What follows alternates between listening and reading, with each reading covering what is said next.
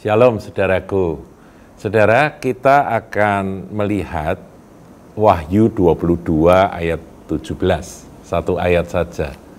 Saudara, di dalam kitab Wahyu 22 berarti kitab Wahyu pasal yang terakhir ya. Jadi pasal 22 di bagian menjelang penutup Yohanes menuliskan akan satu ayat ini dan nanti kita akan fokus. Singkat saja kita akan tangkap akan pesan firman Tuhan ini.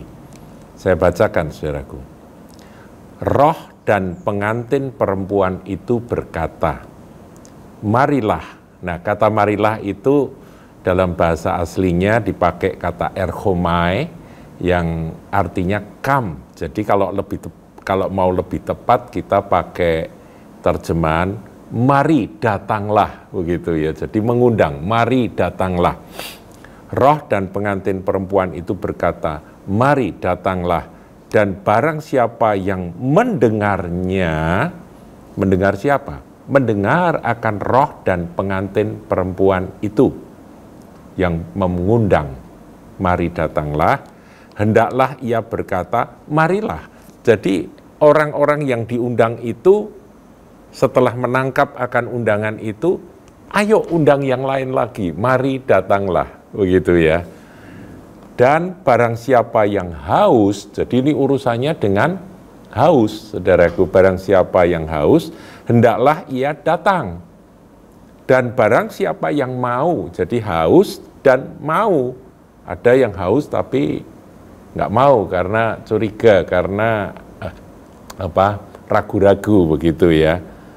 Orang haus tapi tapi ragu-ragu itu gini gambarannya. Dia haus, ditawari air minum, dia pikir itu mungkin racun gitu ya. Nah, kalau yang seperti itu ya mereka tidak akan datang. Tapi yang diundang dan haus dan mau dikatakan hendaklah ia datang.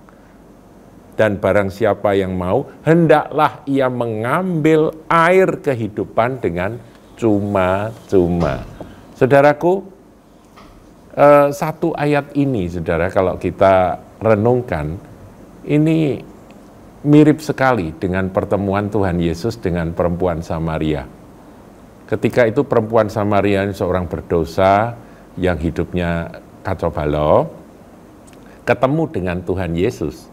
Dan kemudian Tuhan Yesus menawarkan akan air hidup, menceritakan, menjelaskan bahwa ada satu air yang lain, yang kalau kamu minum, kamu nggak akan haus selama-lamanya, karena air itu menjadi suatu mata air yang terus-menerus memancar sampai pada hidup kekal, kan begitu, saudara ya.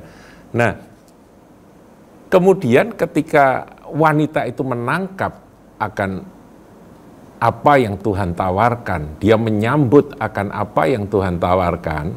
Tentunya air hidup ini adalah sesuatu yang rohani, bukan sesuatu yang jasmani, tetapi sesuatu yang rohani yang digambarkan secara figuratif, secara jasmani sebagai air hidup. Dia menyambut dan dia meminum saat itu, yaitu menerima perkataan Tuhan dan percaya. Maka apa yang dia lakukan, saudara? Dia langsung lari ke kampung dan berteriak, ayo datanglah, datanglah, aku berjumpa dengan Mesias. Nanti ya saudara ya.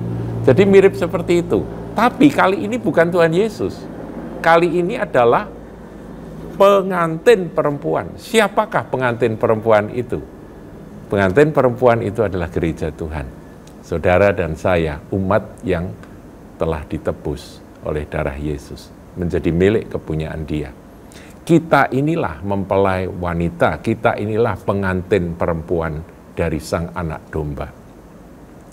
Nanti ketika Tuhan datang, kita ini yang akan menyongsong Dia.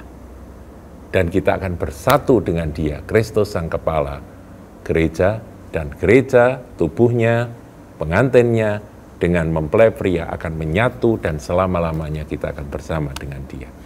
Itu adalah tujuan kekal dari hidup ini, saudara. Nah, Tuhan itu mengasihi umat manusia.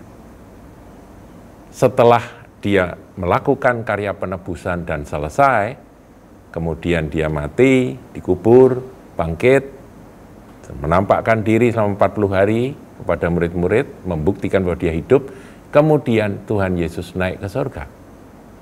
Nah, setelah Tuhan naik ke surga, Tuhan mengutus akan Roh Kudus. Untuk apa? Mendampingi, menyertai akan calon pengantinnya, yaitu gerejanya ini selama-lamanya. Dikatakan begitu ya. Tinggal di dalam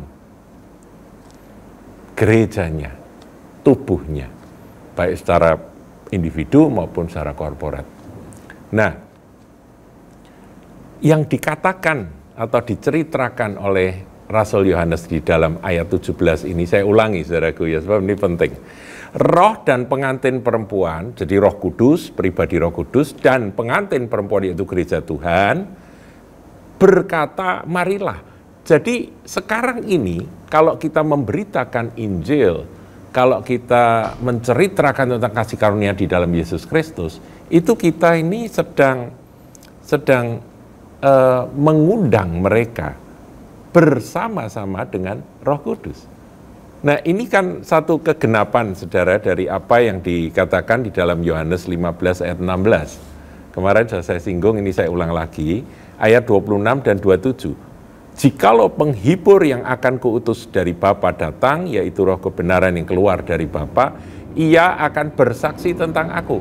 Jadi salah satu fungsi dari Roh Kudus adalah bersaksi tentang Tuhan Yesus, bahwa Yesus adalah satu-satunya jalan kebenaran dan hidup, bahwa dia adalah Sang Juru Selamat umat manusia. Yang bersaksi adalah Roh Kudus. Ayat 27, tetapi kamu juga harus bersaksi karena kamu dari semula bersama-sama dengan aku. Jadi kita pun yang sudah ditebus bersaksi. Maka dari itu dikatakan di dalam Wahyu 22 ayat 17 tadi, roh dan pengantin perempuan itu bersama-sama mengundang semua orang yang berdosa, marilah, mari datanglah, erchomai, mari datanglah. Dan barang siapa mendengarkannya, artinya mendengar dan tentunya menyambut ya undangan itu, hendaklah ia pun berkata, marilah. Jadi terjadi apa ya, seperti multi level gitu saudaraku. Orang yang terpanggil ini, dia menjadi bagian dari mempelai wanita dan dia bisa berseru memanggil kepada orang-orang yang belum diselamatkan. Marilah. Kemudian baru dijelaskan, kalau mereka menyambut, percaya, menyambut, hendaklah ia datang. Dan dijelaskan barang siapa mau dan barang siapa ya haus ya, barang siapa haus dan mau, hendaklah ia mengambil air kehidupan itu dengan cuma-cuma. Saudaraku, betapa indahnya apa yang disampaikan oleh firman Tuhan ini. Ini jelas sekali bahwa gereja akan bersama-sama dengan Roh Kudus bersaksi tentang Yesus Kristus Tuhan. Tadi sudah saya singgung, mirip seperti kisahnya perempuan Samaria yang berjumpa dengan Tuhan Yesus, dia meminum air hidup, dia dipuaskan dan dia langsung lari dan berkata, marilah.